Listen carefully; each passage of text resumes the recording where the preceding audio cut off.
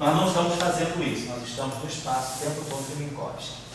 Deixa eu colocar só isso aqui que eu quero lembrar. Então, os dois polos descer, os dois polos subir. Assim, deixa eu estar dando aqui, está no estilo de quadro. E agora eu queria fazer umas considerações com vocês, só para a gente finalizar isso aqui, as interpretações pelo menos. Então, a gente está vendo que. Agora, o que significa isso? Né? A gente deslocou os polos.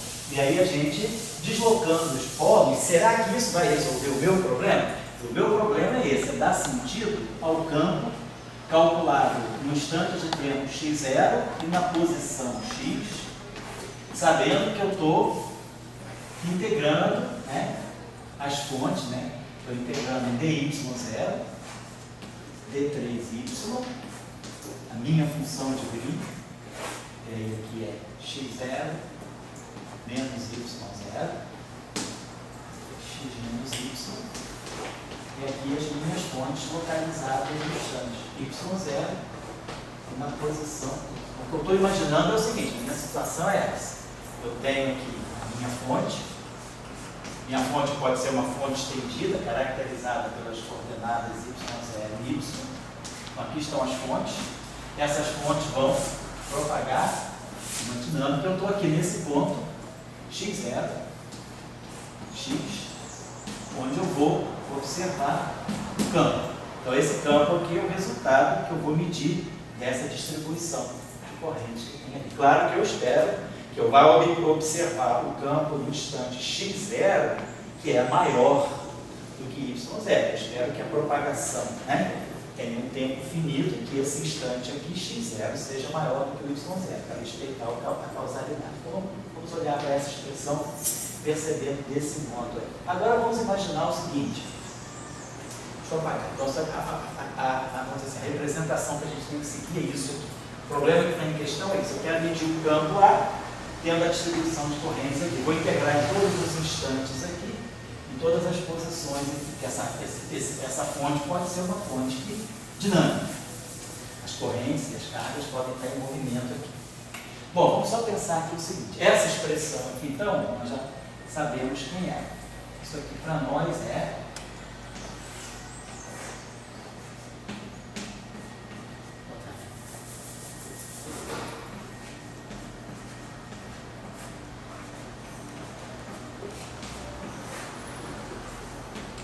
importante para nós, a esse ponto é integral em dk0.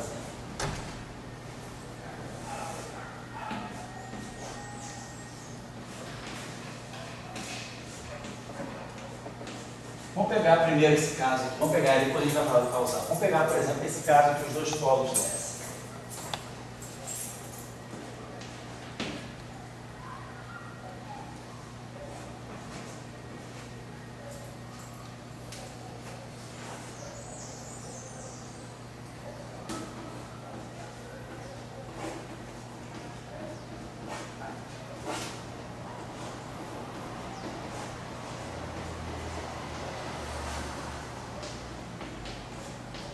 Na próxima aula a gente vai mesmo calcular as funções de Minkowski. Eu estou só mais mostrando os tipos que aparecem.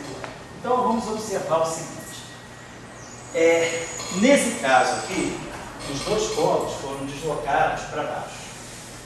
Quando eu estou integrando aqui k0, né?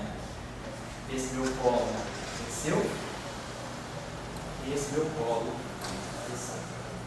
E vocês observam que, quer dizer, eu vou querer fazer integração em k0. Isso aqui é uma função oscilante, que é um exponencial complexo. Isso aqui é uma função que tem comportamento 1 sobre k2, 1 sobre k0 ao quadrado. Então, eu quero integrar em k0. Eu quero fazer essa integral aqui, daqui para cá. Nessa região aqui, eu não tenho polo nenhum. Meu denominador nunca se anula. Os dois polos aqui estão aqui embaixo. Então vamos pensar o seguinte, suponhamos que eu quero calcular essa integral daqui para cá. Quero integrar de menos infinito a mais k0. Então, eu tenho duas possibilidades para calcular essa integral daqui para cá. Eu posso fazer essa integral pensando no teorema vamos aplicar o teorema dos resíduos, o teorema de Cauchy. Imagina que eu tenha esse eixo aqui, que vai fazer uma integração aqui. Supor, então, a gente precisa calcular uma integral real mas eu calculo a integral real fazendo a extensão analítica da função, pensando que a função está no plano complexo.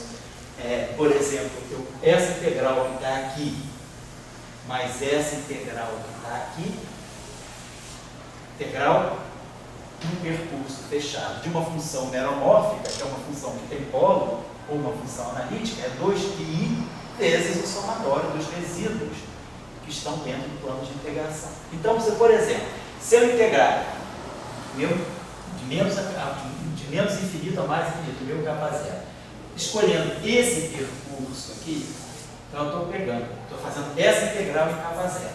Isso aqui fica fora, estou integrando só em capa zero. Então, os dois polos estão para baixo. Então, se eu fizer essa integral aqui, eu vou ter a integral daqui, de menos a mais infinito, que é o que eu quero calcular. A gente sabe que o teorema de Cauchy, a gente organiza a integração, né, organizando o contorno no sentido trigonométrico. Então, essa integral aqui, de menos a mais infinito, é a que eu quero calcular. Então, integral de menos a mais infinito de d capa zero. Não vou nem escrever o que eu tenho. Tenho integrando aqui. Mais a integral desse círculo superior. Integral, vamos dizer, do semicírculo infinito inferior. O semicírculo C upper. Vou colocar assim. Do mesmo integrando. Isso aqui vai ser 2π e vezes o somatório dos resíduos, né? Dos polos contidos aqui dentro. Só que aqui eu não tenho polo. Aqui não tem polo nenhum. Então, essa integral aqui é zero. Estou integrando uma função completamente analítica, né, dentro desse contorno fechado. Então, a integral aqui é zero. Agora, a integral nesse plano superior, se isso aqui tende a infinito, eu faço esse plano aqui tão grande quanto eu quero, esse raio aqui é um raio que tende a infinito, essa integral aqui tem um comportamento de 1 sobre R2 e essa exponencial aqui oscila muito. Existe um teorema no estudo da base, chama teorema de Darboux.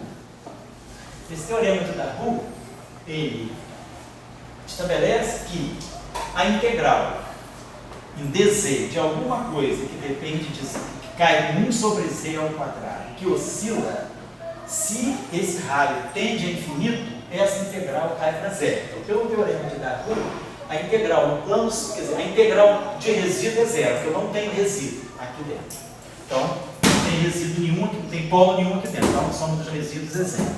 Então, essa integral, ela se reduz a integral que eu quero, mais essa integral aqui. Só que essa integral aqui, que é a integral no setor do semicírculo infinito, ela tem um comportamento de 1 sobre R2, esse K0 aqui, é como se eu fizesse uma parametrização complexa, esse K0 é um R elevado a θ, né? Então esse R é infinito, então esse cara aqui tem um R2 que é infinito, então isso aqui cai a zero com 1 sobre R2 e esse objeto aqui oscila, quando esse K0, esse R é muito grande, esse K0 oscila muito rápido. Então a integral do semicírculo superior é zero. Se a integral de resíduo é zero e a integral do semicírculo superior é zero, isso significa que essa integral aqui, de menos K0 até mais K0, ela é zero. Claro, ainda tem que fazer integral por baixo. Estou fazendo só integral por cima. O que significa quando eu estou considerando isso aqui? Eu estou considerando que o meu K0, olha só, essa exponencial aqui, quem é meu K0? Meu K0 está no plano complexo. Então ele tem parte real e tem parte imaginária. Esse meu K0 aqui, imagina, aqui tem o menos I.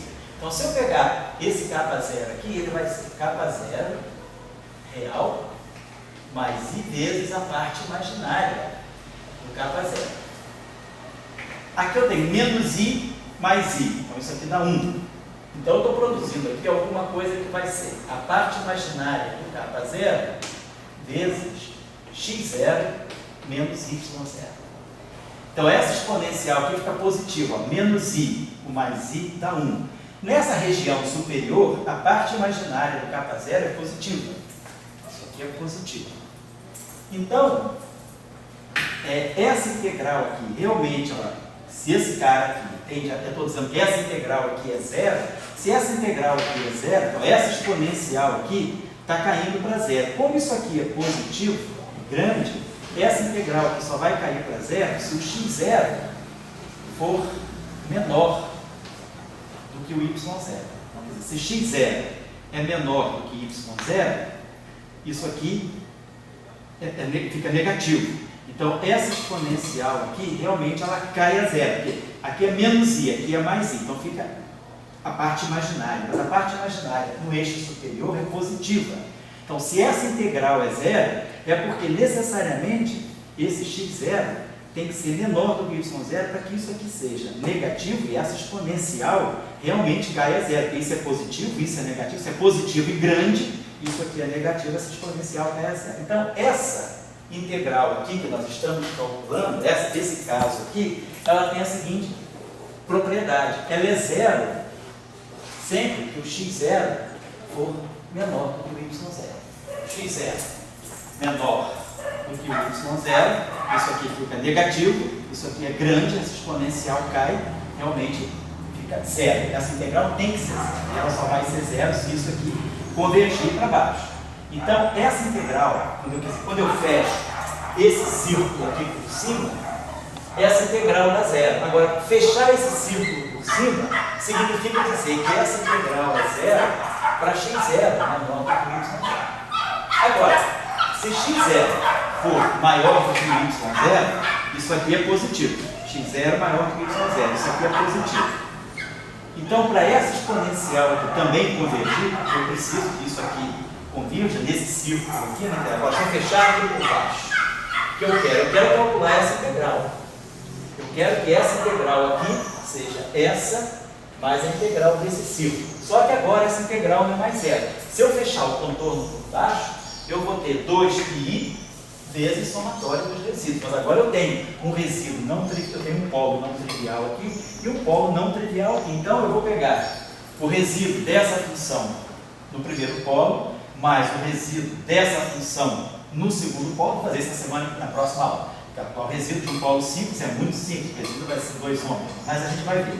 Então, se eu calcular o resíduo aqui mais o resíduo aqui, esses resíduos não são zero, então essa integral vai ser diferente de zero. Então, 2πi somatório dos resíduos, isso aqui vai ser diferente de zero. Os polos são simples e o resíduo vai dar um i, que vai cancelar, vai estar tudo certinho.